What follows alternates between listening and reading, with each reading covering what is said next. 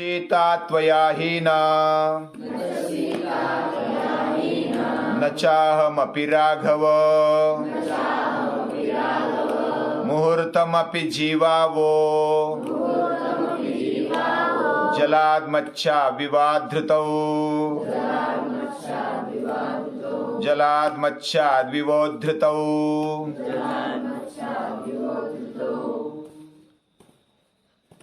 जल के बिना मछली का रहना मुश्किल ही नहीं नामुमकिन है। वैसे भ्राता लक्ष्मण अनुज श्री राम से कहते, हे रघुनंदन, तेरे बिना सीता का रहना और मेरा रहना नामुमकिन है। एक क्षण भी, एक मुहूर्त भी हम जी नहीं सकते। मुहूर्तमपि जीवावो, जीवामि जीवावह जीवामह। तो द्विवचन इधर आया है, हम दोनों जी नहीं सकते हैं आपके बिना। जैसे मछली पानी से निकाल दी जाए, वह तड़फड़ाती हुई मरती है, उसको पानी के बिना जीना ज्यादा देर तक संभव नहीं होता। वैसे ही राम के बिना सीता का जीना और मेरा जीना केवल मुश्किल ही नहीं नामुमकिन है। इसलिए आप रखो, इसमें आप बिना कारण क्रुद्ध न हो, बिना कारण क्रोध न करें। यानी मैं मेरा कर्तव्य भली भांति निभाऊंगा, उसमें जरा सी भी कसूर नहीं करूंगा। रामायण में अलग अलग चरित्र है, उसमें से लक्ष्मण का चरित्र बहुत ही दिव्य है, श्रेष्ठ है। फिर भी राम की छाया के नीचे वह इतना हमें स्पष्ट दिखाई देता नहीं, लेकिन यह महान विभूति वह जैसे बड़े पेड़ के नजदीक छोटा पेड़ रहता है, उसका इतना बड़प्पन दिखाई देता नहीं, उसी तरह राम के सामने लक्ष्मण का चरित्र छिपा हुआ है। वह छाया के जैसा है। लक्ष्मण महान विभूति है, उसमें कोई शंका नहीं है। राम के कीर्ति ध्वज की लकड़ी, काष्ठ, ऐसा उसको बोला जा सकता है। यानी राम का जो कीर्ति ध्वज, जो प्रसिद्धि है, जो ख्याति आज तक इस दुनिया में चल रही है, उसको बनाए रखने के लिए लक्ष्मण ने हाथ में काठी, यानी कि स्वयं काठी बनकर वो ध्वजा को पकड़ रखा है। ऐसी उपमा दे सकते हैं लक्ष्मण के बारे में। उसको राम के बिना जीना मुश्किल है, सीता जी सकती है। सीता माता ने बच्चों के लिए, वंश बढ़ाने के लिए वह सहन किया है। उसके बाद सीता माता भी नहीं रही, यानी उन्होंने अपने आप को फिर हवाले कर दिया, जमीन के, पृथ्वी के हवाले। तो सीता तो रह सकती है, लेकिन लक्ष्मण एक क्षण भी नहीं रह सकता। लक्ष्मण को राम का विरह नहीं चाहिए, वह शारीरिक रूप से इकट्ठा है। यानी राम को बुलाया तो लक्ष्मण को बुलाने की आवश्यकता नहीं है। महर्षि विश्वामित्र ने राम को बुलाया, यज्ञ की रक्षा के लिए राम को भेज दो, मुझे चाहिए। तो बिना बताए, जैसे मां को बुलाया और बेटा आ ही जाता है, वैसे राम को बुलाया तो लक्ष्मण आ ही जाते बिना बुलाए। तो इतना घनिष्ठ संबंध है, शारीरिक नजदीकी है, सामीप्य है। यह सामीप्य भक्ति भी कहा जाए तो बड़ी बात है। यानी उसके लिए यह उपमा बहुत ही फिट बैठती है। कौन सी? कि राम की छाया है लक्ष्मण, जैसे हम चलते हैं तो छाया को दूर नहीं कर सकते, वह साथ में चलती है। छाया यानी जैसे सूर्य के प्रकाश में हमारी छाव गिरती है, हम चलते हैं तो छाव भी चलती है। वैसे राम चले तो लक्ष्मण चले ही, और जहां विरह हुआ वहां तो राम भी नहीं रहे और लक्ष्मण भी नहीं रहे। लक्ष्मण चल गए तो राम भी नहीं रह सके। राम का भी प्यार है। राम भी बोलता है सीता के बिना मैं जी लेता हूं, जी सकता हूं, लेकिन लक्ष्मण के बिना जीना मेरे लिए भी संभव नहीं। इतना वो घनिष्ठ संबंध है। महर्षि वाल्मीकि ने यह विभूति का चरित्र चित्रण बहुत ही बढ़िया किया है। ये पढ़ने जैसा है। राम को अगर पाना है तो कैसा जीवन जीना चाहिए, राम को हमारे जीवन में लाना है, उसको उठाना है, तो इतना महान चरित्र, तेजस्वी चरित्र और शांत भी, ऐसा चरित्र हमारे जीवन में अगर लाना है तो लक्ष्मण की पहले उपासना करनी पड़ेगी, लक्ष्मण जैसी साधना करनी पड़ेगी। ये इतना महान चरित्र है।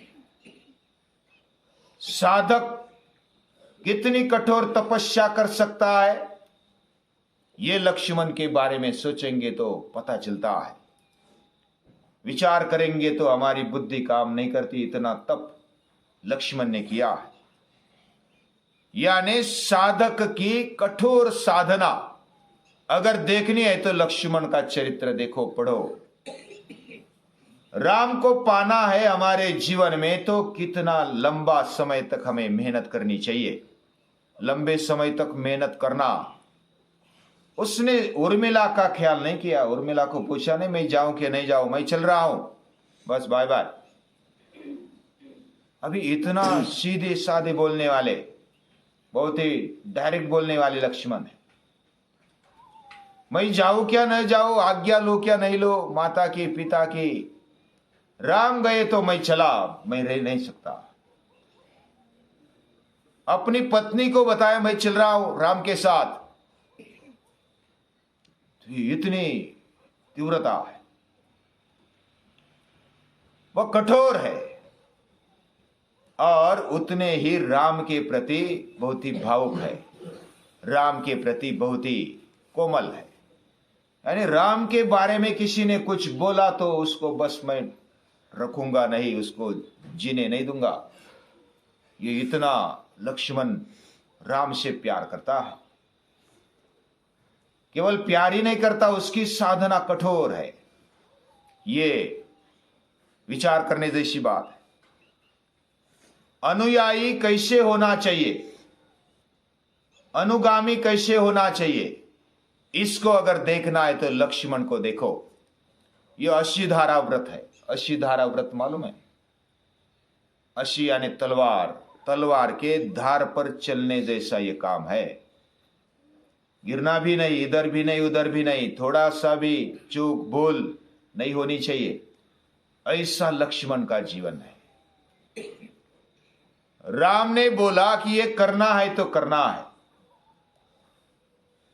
राम ने बोला सीता माता का रक्षण करना है तो करना है। आगे वो प्रसंग आएगा। सीता माता को जब लगा कि राम ने हाक मारी, मारीच ने अपने मायावी आवाज में हाक मार दी। और ये घटना इधर ही हुई थी। हम जब गए थे ना, ये राम जब मारीच जो मृग बनकर भाग रहा था तो इधर इस नदी के किनारे भाग रहा था वो मारीच, यानी हरण बनकर। और इस गोदावरी के तट से, नासिक से लेकर के भागे भागे राम भागे वो मृग के पीछे। इधर बीच में आकर के हाक मारी, हे लक्ष्मण मैं संकट में हूं। ये हाक किसने दी? मायावी राक्षस ने, मारीच ने हाक दी राम के आवाज में। तो सीता माता को लगा कि ये जो हाक है, राम संकट में है, तू जा अभी और राम का रक्षण कर। लक्ष्मण बोलते राम को रक्षण की आवश्यकता नहीं, उसको मारने वाला कोई नहीं है। वह दूसरों को मारेगा लेकिन उसको मारने की क्षमता किसी भी नहीं इस दुनिया में, ऐसे लक्ष्मण बोलते हैं। लेकिन सीता माता बहुत आग्रह करके उल्टा सीधा बोल दिया और लक्ष्मण को, अगर तू नहीं जाएगा तो मैं मर जाऊंगी, मैं अपने प्राण त्याग करूंगी। फिर सीता माता ही नहीं रहेगी तो क्या करना, ऐसा फिर पर्याय न रहने के कारण लक्ष्मण जाते हैं। यानी इधर राम की आज्ञा का उल्लंघन हुआ है। लेकिन लक्ष्मण को बहुत ही ये हुआ कि ये मैं गलत कर रहा हूं, राम की आज्ञा का पालन नहीं कर रहा हूं। फिर भी वो सीता माता के रक्षण के लिए जाते हैं, फिर भी लक्ष्मण रेखा खींच कर जाते हैं। ये राम की आज्ञा का उल्लंघन तब हुआ, लेकिन राम को पता चला कि क्या क्या हुआ। और दूसरी समय जब जो काल पुरुष आते हैं, तो काल पुरुष के साथ जब राम बैठते चर्चा कर रहे होते, उस समय अंदर कोई आएगा तो उसको मृत्यु दंड देना है, ऐसा पहले तय हो चुका था। और लक्ष्मण अंदर चले जाते हैं दुर्वासा ऋषि आने के बाद, और लक्ष्मण अंदर चले गए और राम को मैसेज दिया कि दुर्वासा ऋषि आए, आपको मिलना चाहते तुरंत। ये मैसेज देने के बाद लक्ष्मण खुद बोलते हैं कि आपकी जो आज्ञा है मैं सर आंखों पर लेता हूं। लक्ष्मण इतना महान है, उसने फिर आज्ञा की राह नहीं देखी, वो चल पड़े। मृत्यु दंड दिया हुआ था पहले, जो अंदर आएगा उसके लिए मृत्यु दंड की सजा है, वो निकल पड़े। बाकी बोलते हैं कि राम बोलता है कि मैं कैसे बोलूं इसको, कैसे ये दंड दे दो, लेकिन वो बोल भी नहीं सकते थे। राम एक वचनी है, एक बार तय किया सो किया। एक तरफ भावना, एक तरफ कर्तव्य है। यानी भावना को महत्व देना है या कर्तव्य को महत्व देना है। आपके भी जीवन में ये प्रसंग आते हैं, आ रहे हैं। माता पिता का प्यार है एक तरफ पाठशाला में रहना है, तो एक तरफ कर्तव्य है, दूसरी तरफ भावना है। तो राम ने क्या किया, भावना को महत्व दिया, लेकिन मर्यादा में। जिधर भावना और कर्तव्य में झगड़ा होता है, किसको उठाना है, तो राम ने कर्तव्य उठाया है। इसलिए राम श्रेष्ठ है। और राम को श्रेष्ठ बनाने का जो महत्वपूर्ण कार्य किया है, यानी आधार जिसको हम बोल सकते हैं, राम की कीर्ति ध्वजा की काठी लकड़ी, वो बने हैं लक्ष्मण। लक्ष्मण ने राम की कीर्ति को, उसके वचन को कभी तोड़ा नहीं, और तोड़ा भी है तो उसकी सजा भी ली है अपने जीवन का बलिदान देकर के। यह 80 धारा व्रत है, यानी कि तलवार पे नोक पर चलने वाला ये मार्ग है।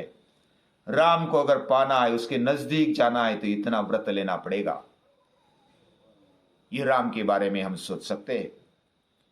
और उसी प्रकार अपने नेता पर कितना विश्वास होना चाहिए और स्वयं सेवक कैसा होना चाहिए। उसने राम का नेतृत्व स्वीकारा और स्वयं सेवक का कार्य किया है। राम ने बुलाया नहीं था लक्ष्मण को कि तू चल मेरे साथ सीता माता के रक्षण के लिए, मेरे रक्षण के लिए तेरी मदद लगेगी, ऐसा बोला नहीं था। वह स्वयं सेवक है, खुद उठाते हैं। कोई भी कार्य समझकर उठाने वाला स्वयं सेवक होता है, वॉलेंटियर। और वॉलेंटियर कैसा होना चाहिए, लक्ष्मण का चरित्र पढ़ना चाहिए। लक्ष्मण बहुत ही, वो समझते हैं कि इधर ये करने की आवश्यकता है तो वो उठा लेते, बस काम पे लग गए। तो अपने आप में वॉलेंटियर बनना है, तो लक्ष्मण का चरित्र बहुत ही महान है। अपने नेता के प्रति, अपने बड़े भाई के प्रति प्यार है, अगाध प्रेम है, उसमें कोई खोट नहीं, कोई थोड़ा सा भी दुरावा नहीं, थोड़ी सी भी ऐसी जगह नहीं खोट दिखाने के लिए, पूरा अगाध प्रेम। और इस तरह वो अपने भाई को आदर्श भी मानते। यानी बाकी तरफ बहुत ही क्रोधित होने वाले लक्ष्मण और सभी के लिए बहुत ही तीव्रता से क्रोध करने वाले लक्ष्मण राम के आगे जब आते तो पूरे शांत हो जाते।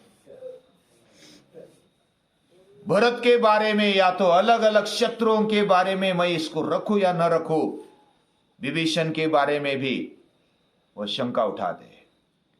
लेकिन राम ने बोल दिया तो बस बाकी फाइनल, उसमें कोई शंका नहीं। राम ने बोल दिया सीता माता को वन में छोड़ना है, यानी रावण को मारने के बाद जब अयोध्या आते हैं, राजकाज अच्छा चलता है, उसके बाद गरोदर अवस्था में सीता माता को छोड़ना है। बड़ा कठिन कार्य था। राम ने बोल दिया कि सीता को छोड़ना है, उसको बताना भी नहीं, छोड़ने तक नहीं बोला। छोड़ने के बाद वह बड़े पत्थर दिल होकर, यानी कि दिल पर पत्थर रखते हुए, हृदय पर पत्थर रखते हुए वो सीता को ले जाते हैं, कुछ नहीं बोलते। राम ने कहा बस वो करना है। जैसे कोई समझो कि किसी के शूर सैनिक के हाथ में तलवार है या तो बंदूक है, बंदूक विचार नहीं करती किसको गोली मारनी है, वह जो हाथ में जिसने पकड़ा है वो तय करता है। जैसे राम तय करते हैं, और बंदूक या तो लकड़ी या तो तलवार है, हथियार है। लक्ष्मण वो विचार नहीं करता किधर चलना है, बस मेरे मालिक ने जो किया, जो तय किया उसको करना है, बस बाकी कुछ नहीं। इतना वो राम से संलग्न है। लक्ष्मण का चरित्र बहुत ही महान है, फिर भी राम की छाया के प्रमाण है, उसके जैसा है, छाया के जैसा। इस तरह वो राम को बताते कि मैं आपके बिना नहीं जीऊंगा। फिर राम बोलते कि चल ठीक है, मेरे साथ चलो। फिर चलने के बाद सीता माता, राम के साथ लक्ष्मण, फिर निषाद राजगुह और सुमंत्र तो उस गंगा के किनारे से वापस जाते हैं। वो बड़े कठोर हृदय करके, यानी कि दिल पर पत्थर रखकर वो जाते हैं। उनको जाने का मन नहीं होता कि राम को कैसे छोड़े वन में, फिर भी वो अपने कर्तव्य दक्षता के कारण जाते हैं। फिर केवट नैया पार कराता है, वो भी हमने देखा। उसके बाद वो आगे चलते हैं। आगे चलकर प्रयागराज के तट पर भरद्वाज ऋषि का आश्रम है, वो आश्रम में चले जाते हैं। भरद्वाज ऋषि उनका स्वागत करते हैं, आतिथ्य सत्कार करते हैं। और उसके बाद आगे बढ़ते हुए भरद्वाज बताते कि चित्रकूट की ओर आप जाओ, उधर बहुत ही बढ़िया वातावरण है, जंगल है फिर भी वातावरण बहुत बढ़िया है। उधर वाल्मीकि ऋषि का आश्रम भी है, उधर नजदीक, उधर जाकर आपको कुछ दिन बिताओ, और हम भी साथ में हैं, हम नजदीक ही है। प्रयागराज और चित्रकूट ये साथ नजदीक है। और चित्रकूट के घाट पर और उधर जंगल में कैसे जाना, उधर का कैसा रास्ता है, वो भरद्वाज ऋषि बताते हैं। बाकी की भी चर्चा होती है। और वाल्मीकि ऋषि के आश्रम में जाकर उधर चित्रकूट में क्या क्या होता है, कैसे होता है, वो हम बाद में देखेंगे। आज के लिए इतना ही।